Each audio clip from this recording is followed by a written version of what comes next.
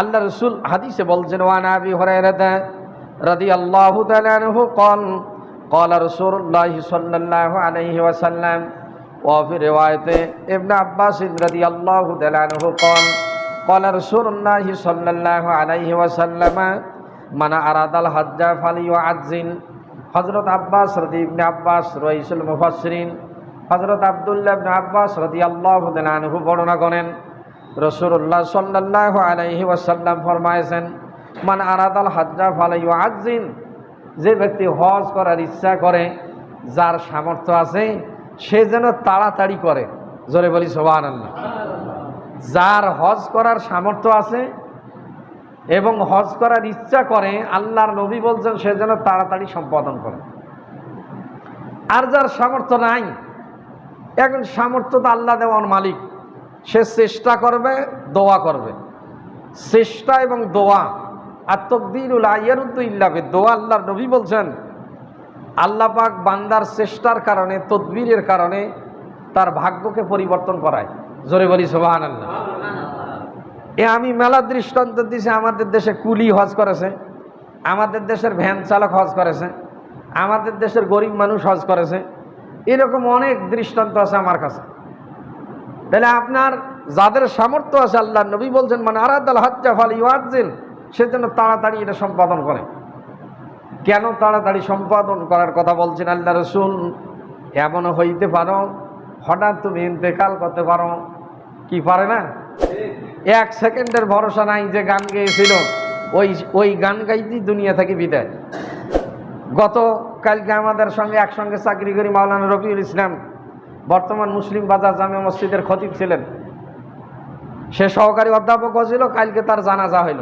গত জুমায় মুসলিম বাজার নামাজ পড়াইছি এবং সে ভিত্তিপ্রস্তর যে ছাদ ঢালাই ছবি আসছিল বিভিন্ন ফেসবুকে, গত জুমা আর গতকালকে তার জানাজা অনুষ্ঠিত হলো। একই সঙ্গে চাকরি করি 12 বছর, আমার মোটরসাইকেলের পেছনে যায়। এখন দেখা গেল তার নসিবে হজ করা হইল না। চেষ্টা আসিল, ইচ্ছা আসিল, অনেকদিন বলছিলাম খালি জমি কেনেন, হজ না পারেন ওমরাটা করি আইসো।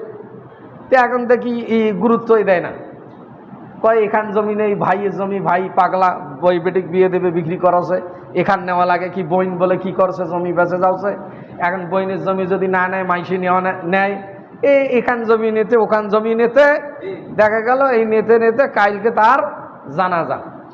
হয়তো উমরা যখন তখন করতে করতে 1-1.5 লাখ টাকা তার কোনো ব্যাপার ছিল না, হজ ফরজ ছিল না, হয়তো এখন দেখা যাচ্ছে 5-6 লক্ষ টাকা।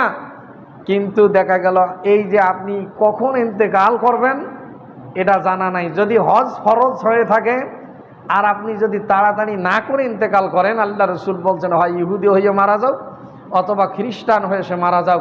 আল্লাহর নবী অভিশাপ দিয়েছেন, জোরে বলি নাউজুবিল্লাহ। অথবা আপনি মৃত্যু নাই হয়ে গেল, হঠাৎ আপনি নিঃস্ব হয়ে যেতে পারেন। নিঃস্ব হয়ে কেমনে যাইতে পারেন? হঠাৎ এমন একটা কঠিন রোগ হয়ে গেল, দেখা গেল সব কিছু বিক্রি করিয়েও আপনার আর চিকিৎসা তো আঁটে না।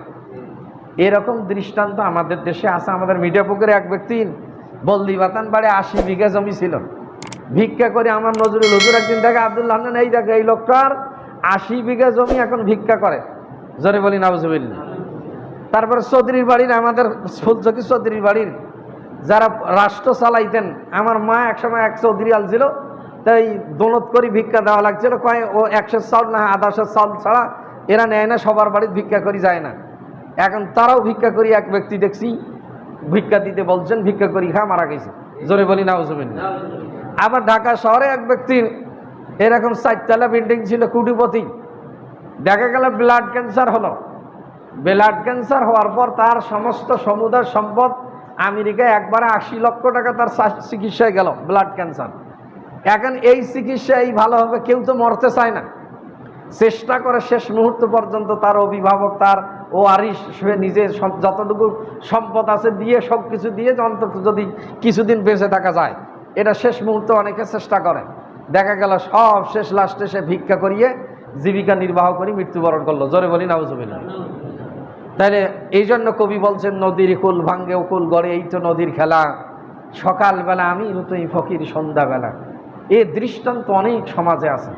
তাহলে আজ আপনি ধনী আছেন, 1 বছরের যে পর আপনি ধনী থাকবেন, আগামী বছর এখন আপনি যে ফকির হইতে পারেন না এটার নিশ্চয়তা 100% নাই।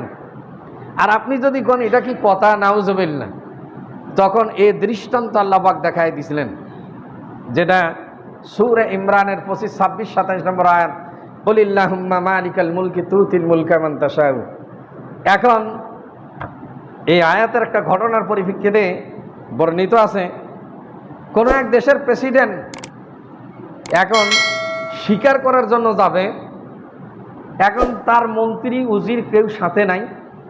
এখন ওই আয়াত পড়ি উনি বলছিলেন, একদিন হাসছিলেন যে আল্লাহ যাকে ইচ্ছা কি করেন, রাজত্ব দান করেন, যাকে ইচ্ছা তার কাছ থেকে কেড়ে নেন।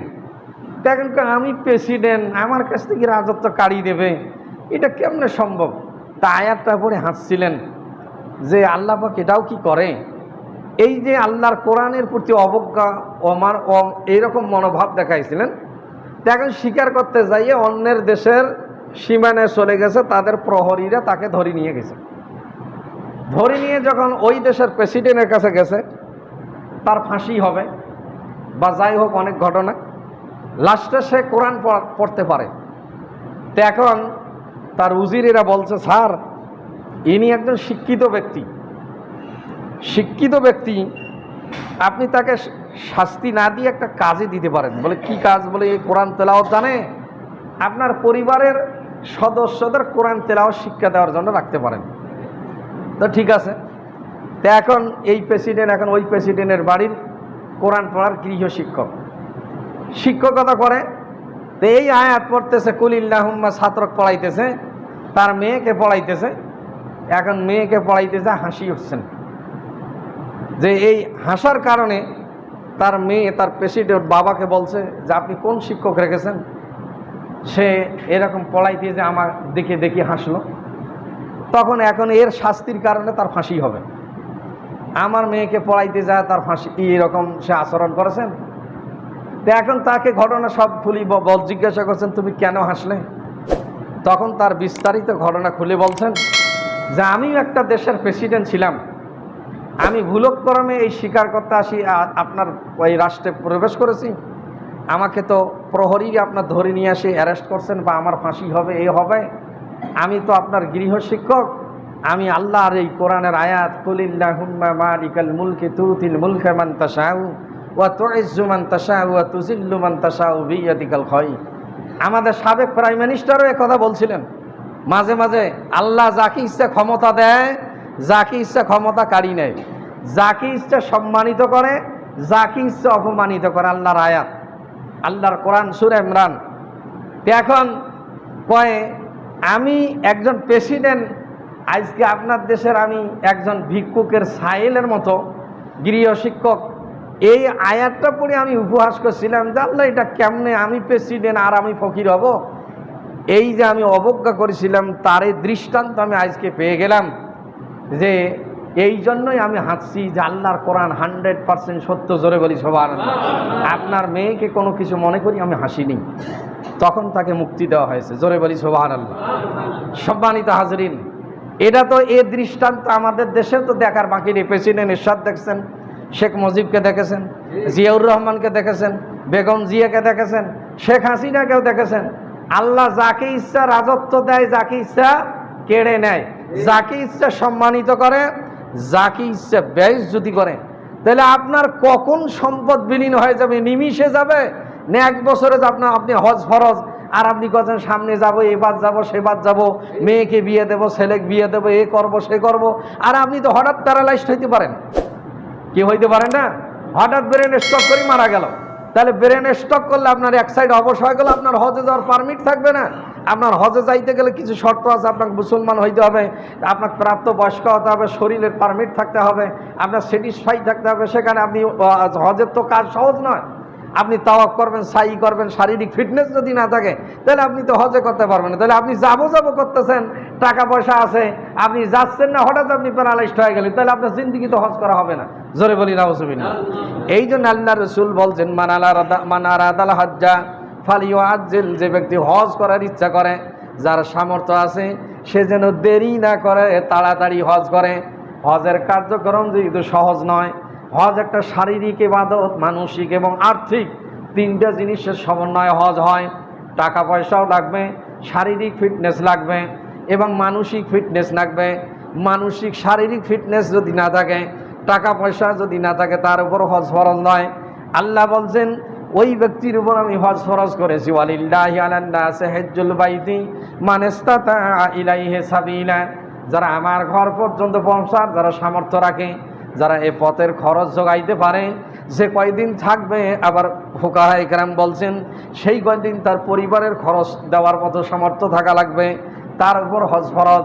নারীদের জন্য বাড়তি একটা হজ ফরজের জন্য শর্ত দিয়েছেন, তার জন্য মুহরিমের খরচ জোগাইতে হবে। মুহরিম যে ব্যক্তির সঙ্গে বিবাহ হারাম, এই ব্যক্তিটাকে সঙ্গে নিতে হবে, স্বামী অথবা তার ভাই, চাচা, এরকম যাদের সঙ্গে বিবাহ জায়েজ নাই, এই ব্যক্তিকে সঙ্গে নেওয়ার সামর্থ্য নারীর থাকা লাগবে, তার খরচ বহন করতে হবে, তারপরেই নারীর উপর হজ ফরজ। জোরে বলি সুবহানাল্লাহ। তাহলে এই শর্তগুলো না থাকলে তার উপর হজ ফরজ নয়। তাহলে আপনার হজ ফরজ, আপনি যাইবেন করতে করতে প্যারালাইজড হইতে পারেন, মৃত্যুবরণ করতে পারেন, নিমিষেই সম্পদগুলো বিলীন হইতে পারে। এই জন্য আল্লাহর নবী বলছেন যার উপর হজ ফরজ সে যেন তাড়াতাড়ি এ কাজ করে। আর যদি এরকম যদি না করে, তার ইচ্ছা পোষণ না থাকে, সে হয় ইহুদি হইয়া মরুক অথবা খ্রিস্টান হইয়া সে মরুক। আল্লাহর নবী এ অভিশাপ দিয়েছেন।